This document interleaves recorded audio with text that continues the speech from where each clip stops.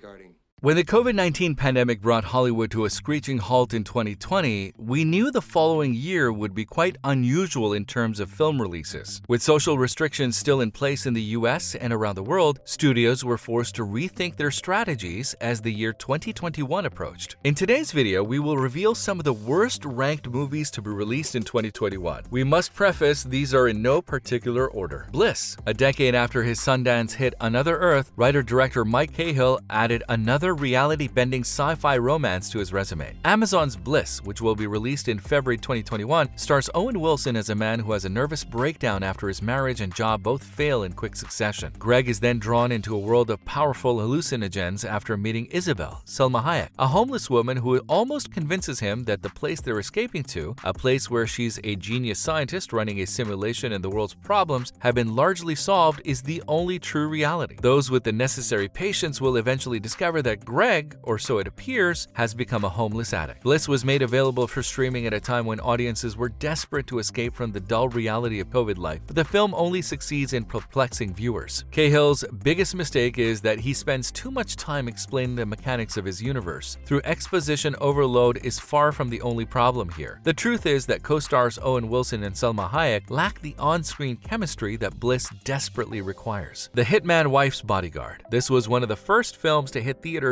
following the 6-month forced hiatus, and it served as a timely reminder that not every film requires a sequel. The 2017 original was a surprise box office success, but it wasn't particularly good. Were there Reddit threads and hashtag campaigns for a sequel to The Hitman's Bodyguard that we somehow missed? No, but at the very least, the poor critical and commercial reception to this one means that we won't be getting, The Hitman Wife's Pool Boy's Bodyguard in 2025. The Reckoning. Even though the pandemic was a rough time for blockbusters, it has been a remarkably good time for horror. This genre in particular has seen a resurgence in the last year and a half, with some of the best films in 2020 and 2021 venturing into terrifying territory. Of course, not everything has gone well, and this period horror film is a prime example. And it hurts to see how painfully underwhelming The Reckoning is, because it's the latest filmic flop from well-known director Neil Marshall. Marshall is perhaps best known to horror fans for his work on The Descent, and to non-horror fans for directing the 2 Game of Thrones best episodes. A film like this about a woman who is tortured because she is falsely accused of being a witch should be right up his alley. And yet, despite having some great ideas, The Reckoning doesn't do anything with them. Marshall co-wrote the film with lead actress Charlotte Kirk, and it is clearly intended to have something to say about the misogynistic treatment of women in the modern era as well as in the past. It gets the point across in a clumsy way, but the film built around it alternates between dull and schlocky. The setup is good, as Kirk's Grace Haverstock tries to make her way after her husband's death and is set up by her usurer in retaliation. However, once Grace is in torment, the film becomes bogged down in the trials and torments they used during the witch trials and decides to let the torture devices lead the way in his metaphor, which has very little effect. Unfortunately, The Reckoning was a miss, but surely Marshall will release some new great stuff when restrictions aren't so tight with filming and productions. Locked Down. There have only been very few films that are set in the era of the COVID-19 pandemic, but for every host, a Zoom set thrill ride that was amongst the best horror films of 2020, there's a total disaster like Lockdown. This movie follows Linda and Paxton, a struggling couple whose planned separation must be postponed due to COVID-19 lockdown restrictions in London. They decide to plan an audacious jewelry heist that will make them millionaires while holed up together. Using Paxton's delivery driver job and Linda's access to the Harrods vault, they steal a $4 million